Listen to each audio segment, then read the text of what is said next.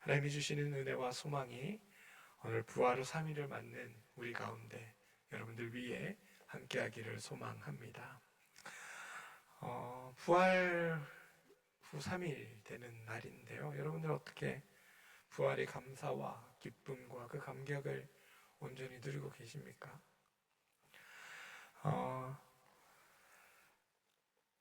고린도 후서 우리가 오늘 1장의 말씀에서 바울 사도는 우리의 하나님을 표현하기를 위로의 하나님이다 이렇게 표현하고 있습니다.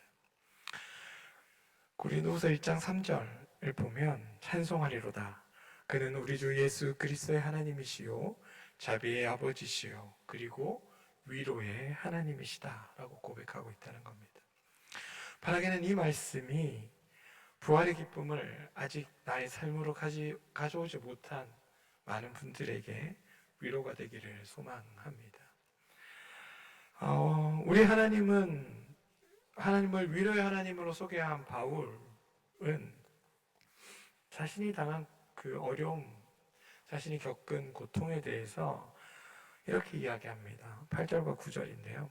형제들아, 우리가 아시아에서 당한 환난을 너희가 모르기를 원하지 않는다. 힘에 겹도록 심한 고난을 당하여 살 소망까지 끊어지고 우리 자신이 사형 선고를 받은 줄 알았으니 이렇게 고백하고 있습니다. 바울은 자신이 아시아에서 당했던 이 고난과 환난에 대해서 힘에 겹도록 고난을 당했고 또 살 소망까지 끊어졌다라고 고백합니다. 사실 살아가면서 크고 작은 고난은 누구나 겪는 일입니다. 그런데 문제는 우리 힘으로 참아내고 견뎌내기 매우 힘든 고난이 존재한다는 거죠. 사실 어떤 고난이든 상대적인 것, 주관적인 것 아닙니까? 다른 삶이 보기에는 별것 아닌 것처럼 보이는 일도 내가 겪기에는 정말 죽을 것처럼 힘든 것, 그게 고난 아닙니까? 그런데 나의 이 어려움과 아픔을 누군가에게 이야기하면 사실 믿는 사람들은 그 이야기를 들으면서 이렇게 권면하기를 믿음으로 잘 이겨내세요. 하나님을 더 열심히 믿으세요. 이런 정도의 권면들을 많이 합니다. 그래서 꼭 내가 어떤 문제를 겪어서 그 일로 힘들어하고 어려워하고 막 괴로워하면 내 안에 내 스스로 나는 너무 믿음이 없는 사람인가? 나는 너무 신앙이 없는가? 라는 생각을 저절로 하게 될 때들이 많습니다. 그런데 여러분, 오늘 바울의 삶을 보면, 바울의 고백을 보면 결코 그렇지 않다는 것을 우리는 알 수 있습니다. 바울이 어떤 일로 그가 힘들어하고 고난을 겪는지 오늘 성경에서는 우리에게 소개해주고 있지는 않습니다. 그런데 어쨌든 바울은 자기가 겪는 그 고난 앞에서 누구보다도 힘들다고 그 힘듦을 이야기하고 있습니다. 8절에 살 소망까지 끊어졌다. 이렇게까지 고백하고 있습니다. 어려움 앞에서, 괴로움 앞에서 어떤 누구와도 다르지 않는 바울의 모습을 우리는 볼 수 있습니다. 나에게 닥친 문제가 얼마나 힘들었으면 살 소망까지 끊어졌다. 이렇게 이야기하겠습니까? 9절에서는 우리는 우리 자신이 사형 선고를 받은 줄 알았으니 라고까지 고백합니다. 바울만 그랬을까요? 아닙니다, 여러분. 믿음이 좋은 사람들, 신앙의 사람들, 하나님께 크게 쓰임받은 믿음의 영웅들도 사실은 어떠한 시련 앞에서 비슷한 고백들로 하나님 앞에 나올 때들이 있는 것을 우리는 성경에서 종종 찾아볼 수 있습니다. 대표적으로 민수기 11장에 나오는 모세의 모습이 그런데요.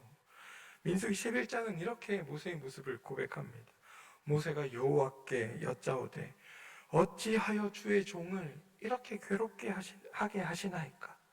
어찌하여 내게 주의 목전에서 은혜를 입게 하시고 이 모든 백성을 내게 맡기사 내가 그 짐을 지게 하십니까? 주께서 내게 이같이 행하실진대 구하옵나니 내게 은혜를 베풀어 주셔서 즉시 나를 죽여 내가 고난당함을 내가 보지 않게 하소서.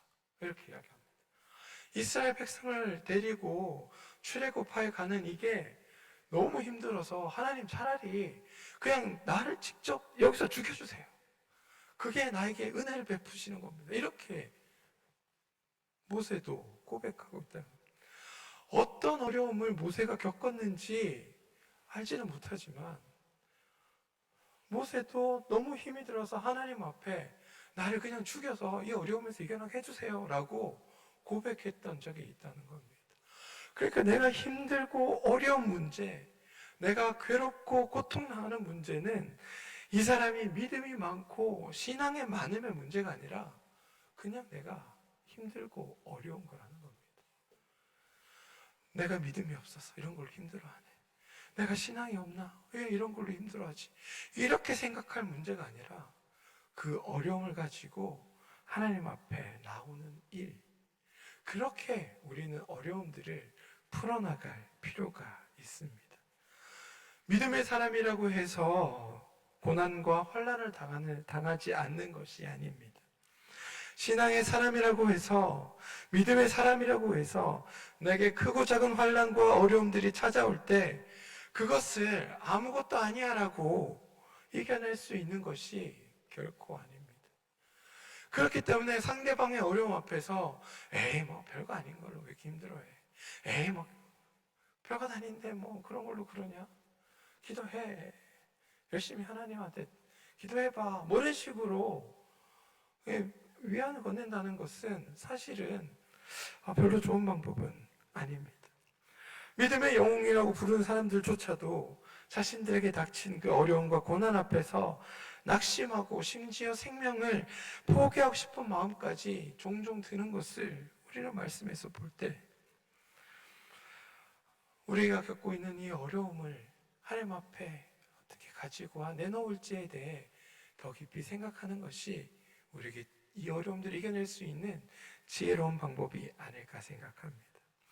그러면서 더불어 믿음이 있는 사람과 그렇지 않은 사람 사이에 이 어려움과 환난 앞에서 중요한 차이점이 있다면 무엇일까? 그것도 9절에서 우리가 볼 수 있는데요. 우리는 우리 자신이 사형 선고를 받은 줄 알았으니 이는 우리로 자기를 의지하지 말고 오직 죽은 자를 다시 살리시는 하나님만 의지하게 하심이라. 이렇게 고백합니다. 바울 사도는 자신에게 주어진 고난과 어려움 앞에 깨달은 것이 있다면 바로 하나님만 의지해야 한다는 사실이었습니다. 그런데 어떤 하나님이냐 하면 바로 죽은 자조차도 다시 살리시는 그 하나님, 죽은 자를 살리시는 그 하나님을 의지해야 한다는 겁니다. 십자가에 못 박혀 돌아가셨던 예수 그리스도를 다시 살리셨던 그 하나님, 사망의 음침한 그 골짜기를 걸어가는 우리에게 새로운 희망을 주시는 그 하나님, 사형 선고를 받고 더 이상 삶에 대한 희망과 소망을 다 잃어버린 우리를 건지시고 살리시는 그 하나님이 바로 우리의 하나님이시고, 우리는 그 하나님만 의지하는 그 믿음으로 살아갈 때 힘에 겨운 삶의 고난과 생명을 포기하고 싶은 이 절망의 상황을 이겨낼 수 있게 된다라고 우리에게 이야기해주고 있다는 겁니다.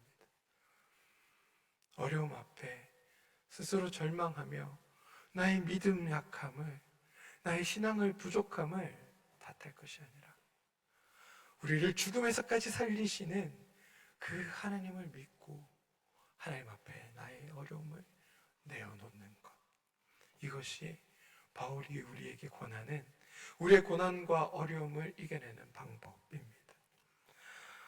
어제 아침에 딸아이를 학교에 데려다 주다가 돌아오는 길에 어느새 푸른 잎들이 올라와 있는 이렇게 나무들을 보게 되었습니다. 분명히 그저께도 보고 그 전날도 봤던 나무였는데요. 어제 아침에 환한 햇빛에 이렇게 푸르게 반짝이는 이 잎들이 너무 아름답게 보였습니다. 꽃이 찬란하게 피어 있을 때 온통 꽃 꽃의 눈이 빼앗겨서 푸르게 이렇게 생명력 있게 자라나는 그런 푸른 잎사귀의 아름다움을 보지 못했는데, 꽃이 다 떨어지고 나니까 비로소 숨겨져 있는 그 생명의 아름다움이 눈에 들어왔습니다. 꽃이 떨어지는 걸 보면서 이제 봄은 다 갔나 이런 마음이 들었고, 꽃이 떨어지는 걸 보면서 참 사는 그 청춘이 짧다 뭐 이런 생각도 있고, 꽃이 떨어진 걸 보면서 왠지 모를 서글픔을 한 마음 한켠에 느꼈었는데, 꽃이 떨어지는 게 나무의 가장 아름다운 시절이 끝나는 것처럼 보였는데, 그 속에 숨겨진 찬란한 아름다움이 더 있다는 것을, 떨어진 후에 반짝반짝 빛나고 초록으로 이렇게 아름답게 싱그럽게 빛나는 생명이 그 안에 숨어 있다는 것을 어제 보면서, 우리 안에 피어나는 이 고난도, 우리가 겪는 이 어려움도 이와 같은 게 아닐까라는 생각을 해보게 되었습니다. 죽을 것 같지만, 견딜 수 없을 것 같지만, 다 잃어버린 것 같지만, 이 뒤에 새로운 생명으로 우리를 일으키실 하나님이 있다는 사실을 우리가 깨닫게 된다면, 그것을 믿게 된다면, 우리가 새로운 생명으로 다시 일어날 수 있는 일 아니겠습니까? 우리가 꽃의 눈이 빼앗겨 이것 뒤에 올 새롭게 피어나는 생명을 보지 못했던 것처럼, 지금의 내가 겪고 있는 이 아픔과 고난, 이것 때문에 눈이 빼앗겨서 어려운 뒤에 주시는 하나님의 은혜와 감격을 우리가 지금 보지 못하는 것은 아닌가라는 생각도 더불어 해보게 되었습니다. 사랑하는 성도 여러분, 우리 가운데 혹시 그 옛날 사도 바울이 겪었던, 바울 사도가 겪었던 것처럼 혹시 감당할 수 없는 어려움들을 겪고 계신 분들이 계십니까? 그렇다면 죽은 자를 살리시는 하나님, 바로 우리에게 새로운 생명과 새로운 소망과 희망을 불어넣어 주시는 그 위로의 하나님이 우리 가운데 있다는 것을 기억하시기를 소망합니다. 그래서 하나님을 의지하는 그 믿음이 지금 겪고 있는 이 어려움을, 그 아픔을 넉넉히 이겨내는 힘이 되기를 소망합니다. 그리고 이렇게 힘든 고난을 지나고 있지 않다라고 생각하는 분들이 있다면, 나는 지금 괜찮은데 라고 생각하는 분들이 있다면, 오늘 본문 마지막 11장을 우리 함께 읽어보도록 하겠습니다. 너희도 우리를 위하여 간구함으로 도우라. 이는 우리가 많은 사람의 기도로 얻은 은사로 말미암아 많은 사람이 우리를 위하여 감사하게 하려 함이라. 지금 내가 어렵지 않다 할지라도 고난당하고 환난당하는 이들을 위해 함께 기도하라, 이렇게 바울 사도는 권면합니다. 이 말씀은 사실 교회와 교회를 섬기는 우리 공동체에 속한 모든 이들에게 전하는 권면인데요, 만일 우리 가운데 고난을 당하고 환난을 당한 사람이 있다면 너희가 합심하여 기도하라. 그리고 우리가 온전히 그 일을 감당하면, 다시 말해 함께 기도하면 11절 마지막 고백처럼 하나님을 향한 감사를 드리게 된다라고 이야기하고 있습니다. 이 말은 뭐냐면, 환난과 고난 가운데 있는 이들을 위한 기도가 바로 우리의 감사의 제목으로 바뀌게 된다는 겁니다. 환난과 고난 때문에 드리는 우리의 기도가 하나님으로 인하여 감사의 기도의 제목으로 바뀌게 된다는 것.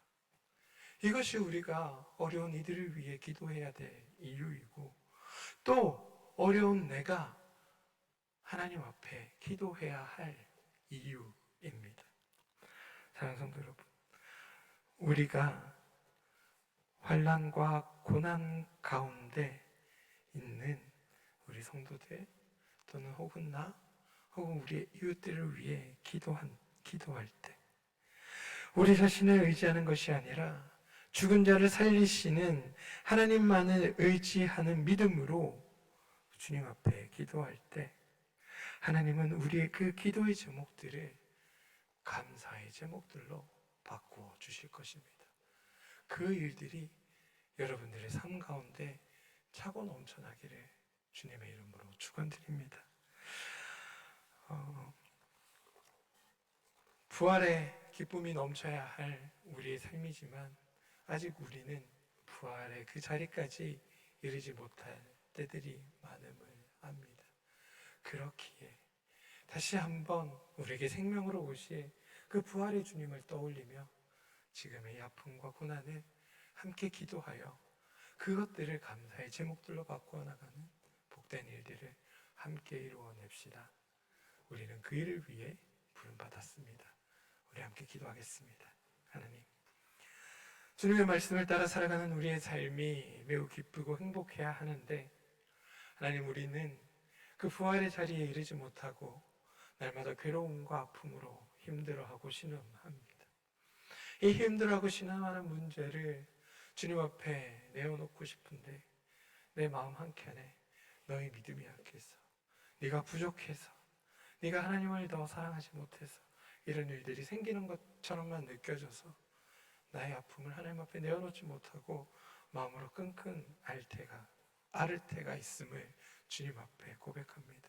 그런데 주님, 그러지 말고 하나님 앞에 나의 아픔과 고난을 주님 앞에 내어놓게 하시고 그것들로 하여금 우리가 기도할 수 있게 도와주시옵소서.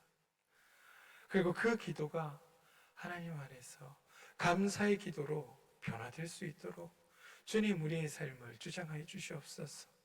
또한 우리 주변에 어려움과 아픔을 겪고 있는 우리의 많은 이웃들이 주님 앞에 함께 기도할 때 함께 그것들을 위해 기도할 수 있는 믿음과 마음을 주셔서 우리 안에 그리스도 예수로 인하여 주시는 그 기쁨이 차고 넘쳐날 수 있게 도와주시고 하나님을 향한 그 믿음으로 인하여 우리 삶 앞에 감사와 축복이 가득한 삶들이 이어질 수 있도록 도와주시옵소서. 그리하여 우리가 살아가는 날마다의 삶이 부활의 기쁨으로 차고 넘치는 복된 일들이 우리 삶 앞에 펼쳐지도록 하나님 은혜 베풀어 주시옵소서. 예수님의 이름으로 기도합니다. 아멘.